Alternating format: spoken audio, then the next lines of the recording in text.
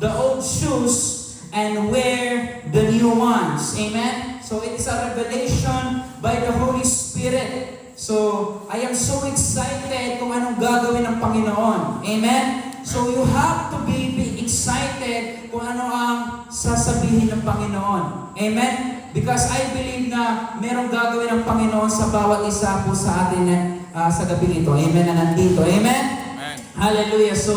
Hallelujah. So put off the old shoes and wear the new one. So the Lord lead me in Isaiah chapter 43 verse 18 to 19. So can you next? So ito yung sabi ng Panginoon na sa Isaiah chapter 43 verse 18 to 19, sabi dito, forget the former things.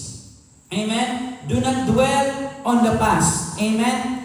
Sabi mo sa sarili mo, I will forget the former things. I will forget the Diba? former things. So, you have to forget the former things. Amen? Kung ano nangyari sa buhay mo, ang ginawa ni Lord sa buhay mo, you have to forget that. But you have to be thankful pa rin. Diba? Because sabi nga na hindi tayo mapagfo-focus kung anong ginawa ni Lord in the past. But we will focus more kung anong gagawin ni Lord pa. Amen? And that is why, sabi ng Panginoon sa verse 19, see, I am doing a new thing. Amen? So, sabi ng Panginoon, see, I am doing a new thing now. It springs up. Do you not perceive it? I am making a way in the wilderness and the streams in the wasteland. So bakit sinasabi ng Panginoon ng wilderness? Because you are going through right now your wilderness. Amen. Amen. You are going through the wasteland in your life. But the Lord says already, I am doing a new thing. I am going to make a way where there seems to be no way. Amen. And that is why, kung anong nangyayari sa buhay mo ngayon, there is still a way. Because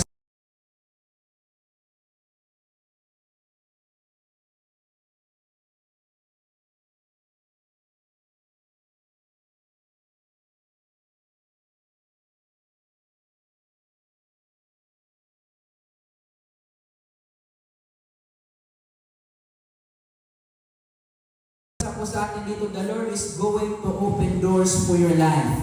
Amen? Amen. Amen. Hallelujah. The Lord is going to open doors for your life so that you have to receive it. You have to position yourself to receive kung ano ang ibibigay ng Panginoon. You have to see it. Diba? You have to see it. Sabi ng Panginoon, do you not perceive it? Amen? Bakit sinasabi ng Panginoon, do you not perceive it? Baka kasi nakikita mo lang pero wala kang ginagawa. Amen? And that is why, once you see it, you have to do it. Diba? You have to magkaroon.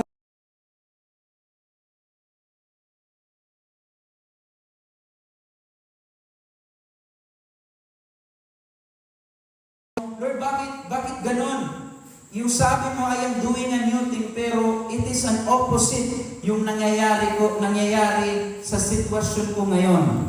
Amen? So, hindi tayo mag-question because the Lord knows kung anong kanyang ginagawa. Amen? Amen. Hallelujah. So, next, we can move forward if we are wearing the old shoes. Tama?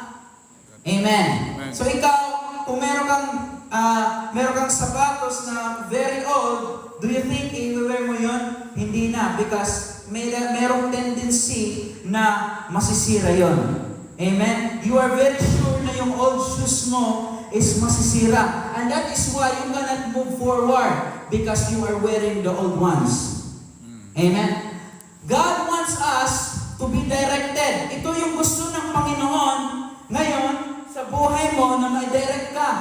Amen? So and that is why you have to question, you have to ask the Lord, Lord, ano yung direction mo sa buhay ko? Dapat yun yung ina-ask mo na question sa Panginoon, Lord, what is your direction in the midst of this trial? Lord, what is your direction in the midst of this persecution? Lord, what is your direction in the midst of these challenges? Lord, what is your direction in the midst of this problem? Amen? Hindi na kung anong nangyayari sa buhay mo ngayon, nagko-complain ka. Amen? Anong nangyayari sa buhay mo ngayon is namumroblema ka. And that is why God wants you to be directed in the season that you are going through right now. Amen? Amen. In this season, but we have to put off the old ones and use the new ones. Amen? And that is why yun yung sinasabi ng Panginoon, because you will not move forward because you are still wearing in your old season. Amen? And that is why, mga kapatid, hallelujah, you have to wear the new ones in order for you to be directed. Amen. Amen? Because as you enter in a season, nag-enter ka sa season mo ngayon, you cannot use the old ones. Amen? Because yun yung dati lang. Amen? You have to use the new ones. Amen? Amen. Hallelujah. Next, when we have our old shoes that is broken, we can go anywhere we want to. Tama yun. Amen?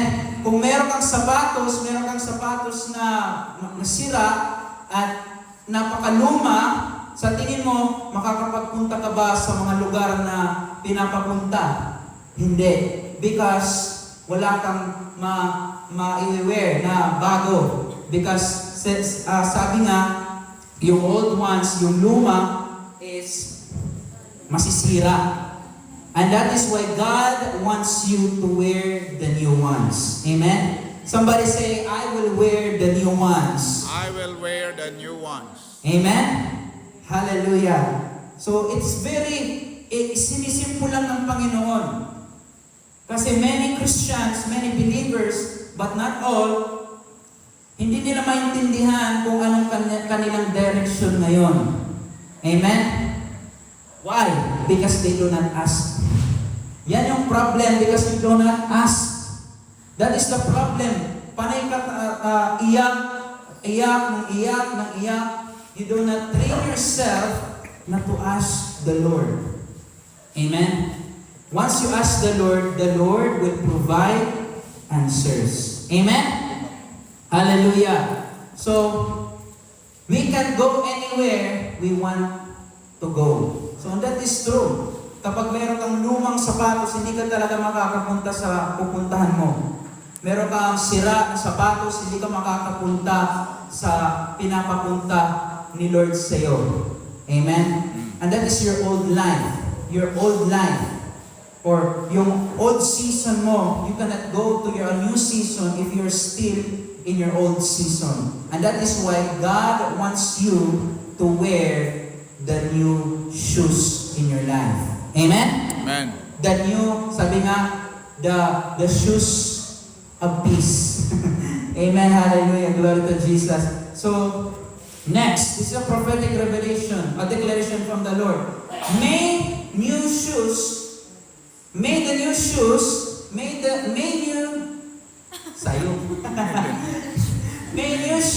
from the Lord take me to His prophetic purpose. So, sayop lang. May the new shoes from the Lord take me or take you to His prophetic purpose. Amen. Amen? Because if you are wearing the old same shoes upon your life, you cannot go to the prophetic purpose upon your life. You cannot enter to your prophetic destiny. Amen?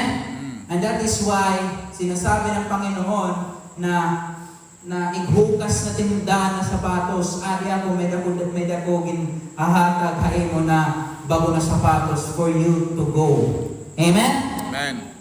Hallelujah. Because isa pa man na napaka-prophetic itong ginyayakan ni Lord kayo ng sapatos.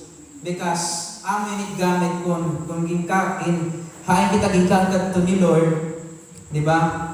So, kailangan natin yung sapatos. Dahil kita magtitinhiin. Amen? Amen. Hallelujah. So, next.